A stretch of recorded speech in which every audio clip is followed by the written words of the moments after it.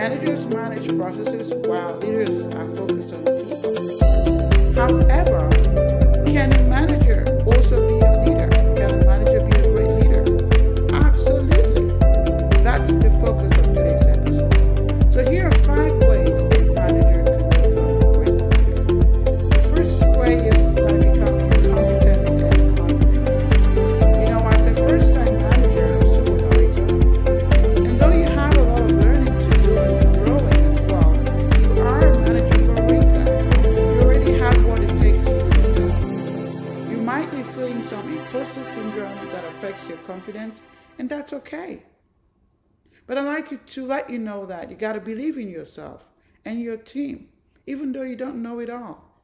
Your team is looking for a confident leader. Be okay with not knowing it all, and be grateful for what you already know, and then continue to add value to others. What are some areas that you can take some training? What are some areas that you can grow so you can become even more competent? Competence and confidence go hand in hand. So continue to learn and grow yourself, and then also continue to add value to others. When you add value to others, this grows your confidence each day. It takes time, but constantly work at it. Grow yourself. Write down words of affirmation. If possible, coach yourself. Have a coach, a mentor, a tribe, those who can cheer you up. All this would help you become a confident leader you want to be. I invite you to join my workshop this month on leadership confidence. Check out my academy, my Dream Big and Bold the Academy website, thedbba.com. The second way a manager can become a better leader is by creating a collaborative work environment.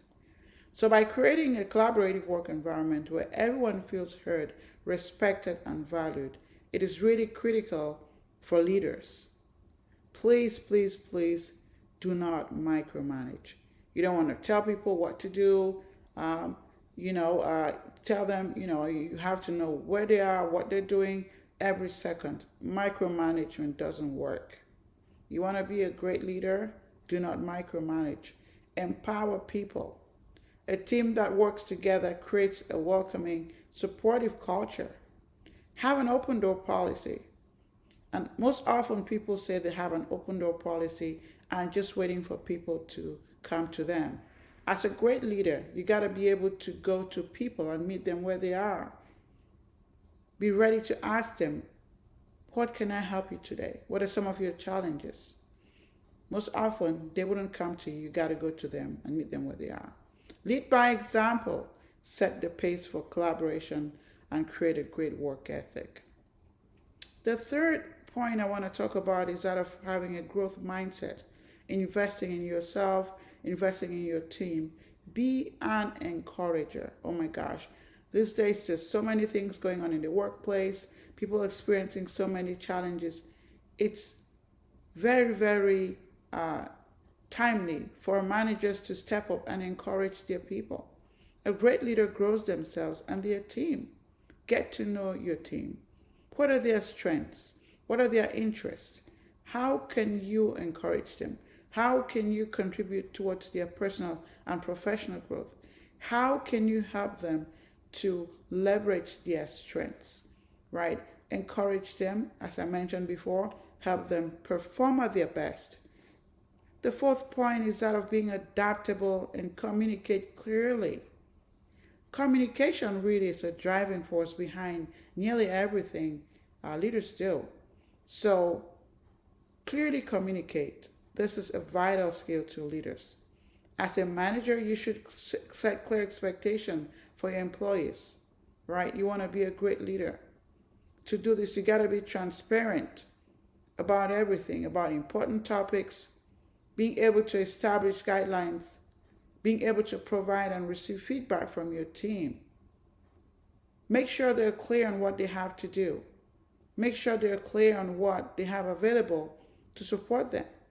Make sure they're clear on the fact that you're there for them and you're there to support them, and your goal is to see them succeed. Things happen and change is inevitable. So you gotta be adaptable, you gotta be flexible. Show your employees that you are this adaptable leader. Communication really is key to employee engagement and job satisfaction. It is therefore critical for you to communicate concisely with your team so misunderstandings don't hinder their work and even create a toxic work environment. You don't want that. Finally, be vulnerable, be authentic. You are a first time manager who wants to become a great leader. And this is very inspiring. However, it's a learning curve. And you're bound to make mistakes. If you don't know, it's okay to tell your team you don't know rather than make things up. It's better for you to say you don't know and you'd find answers and get back to them. Vulnerability actually helps build trust. Being authentic helps build trust in the workplace. Your team can feel that you're being vulnerable, you're being authentic, and it looks good on you. When you give them a deadline, be sure to get back to them before the given deadline. Failure is one of the best ways to learn.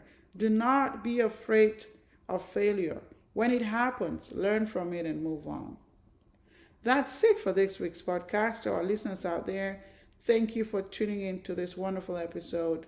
I hope you found this episode useful, and I'm here cheering you all the way to become the great leader that you're destined to be.